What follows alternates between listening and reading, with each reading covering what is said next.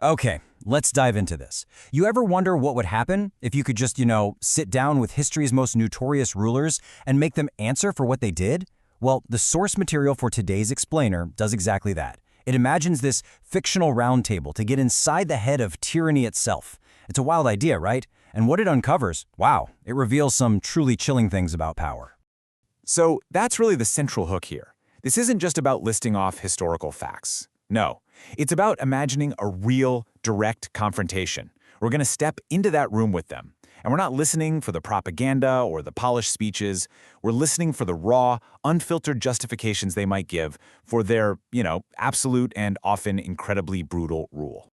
All right, so we're going to tackle this in 4 main parts. First up, how they actually justified their power. Then, how they rationalized all the human suffering. After that, we'll get into the tough question of why people obeyed them. And we'll wrap up with what they thought of their own legacies, and the warning that leaves for all of us. All right, let's get right into it. The justification of power. This kicks off with a really old debate, right? Does power actually corrupt people, turn them bad? Or does it just pull back the curtain and show us who they were all along? So, who's actually sitting at this imaginary table? Well, it's quite a lineup. We're talking a real mix of people, spanning different empires, ideologies, centuries. You've got Roman emperors, 20th century dictators, even modern strongmen. The whole idea is to get them all in one room to see what they all have in common. So the first question they get hit with is super direct. Did power corrupt you, or did it just reveal who you really were? And let me tell you, their answers, they say a lot. Caligula's answer is maybe the most direct and honestly the most haunting. He basically says there was no change. Power didn't corrupt him, it just meant he didn't have to pretend anymore. All the social rules that box the rest of us in, for him they were just gone. Power, he says, removed the curtain. That is all. And this is where you start to see the first big pattern. Not a single one of these rulers admits to being corrupted, not one. Instead, they all talk about power like it's just an amplifier, something that let them be more of who they already were. Hitler says it made his mission possible. Stalin says it just made him more exact. So the key takeaway here is that in their own minds, power didn't create the tyrant, it just unshackled him. Okay, so that naturally leads to an even darker question, doesn't it? If power just reveals who you are, how do you sleep at night? How do you live with the consequences? This next part, man, it's all about the psychological gymnastics they perform to justify all that suffering.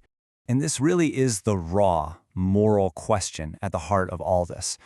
When innocent people were suffering under your rule, did you see them as tragic losses, or were they just an acceptable cost? A line item in the budget of building your empire or your revolution. Now, what's so fascinating here is the language they use. Just listen to it. Not a single one of them talks about remorse or guilt. Stalin talks about survival. Putin talks about strategic necessity. Hitler says history is not written by comfort. And Mao, he talks about historical movement. See what they're doing? They're swapping out words of human feeling for this cold, abstract language of scale. People aren't people anymore. They're just statistics. And this quote from Stalin it perfectly sums up the whole mindset. He calls a private conscience a luxury. Think about that. That little voice inside all of us that tells us right from wrong. He says that's something you can only afford when things are safe and easy.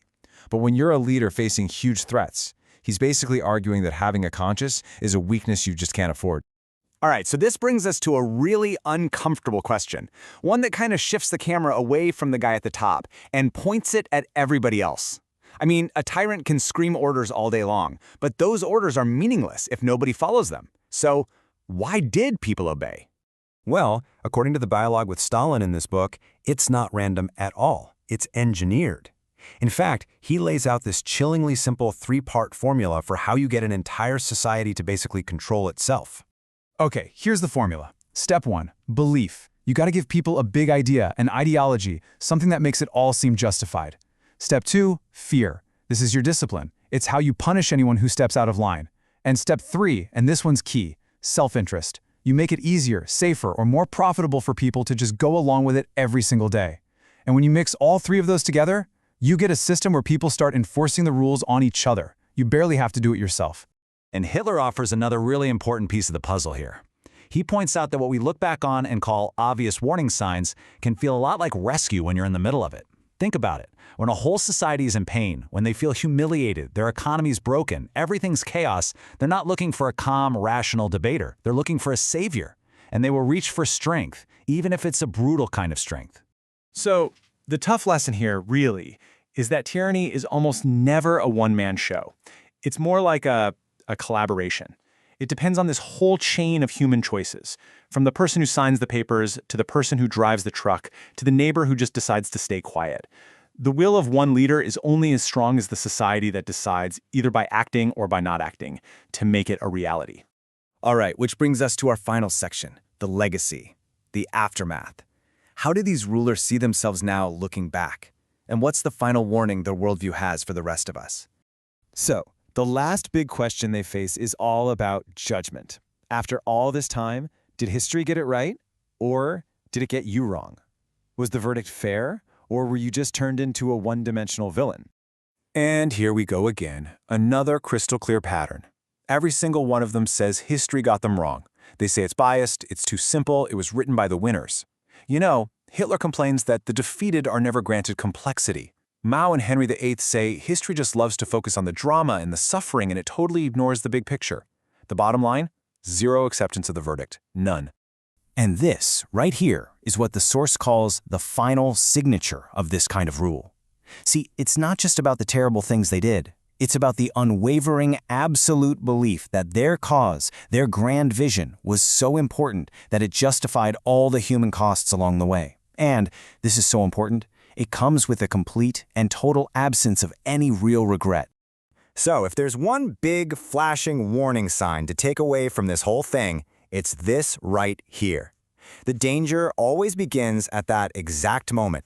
The moment a leader's cause starts to matter more than the human lives caught underneath it. That is the tipping point. And look, the final point here is that this isn't just some dusty history lesson.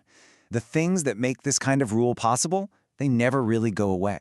Those human habits of fear, of holding on to grievances, of wanting a hero to come save us, of being willing to make tiny little moral compromises, they're always there, just sort of waiting under the surface for the right, or maybe the wrong, conditions to pop up again.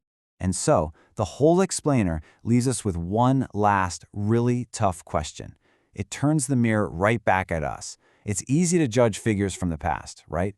But this question forces us to think about our own role, our own responsibilities today. It asks us, when does silence become a choice?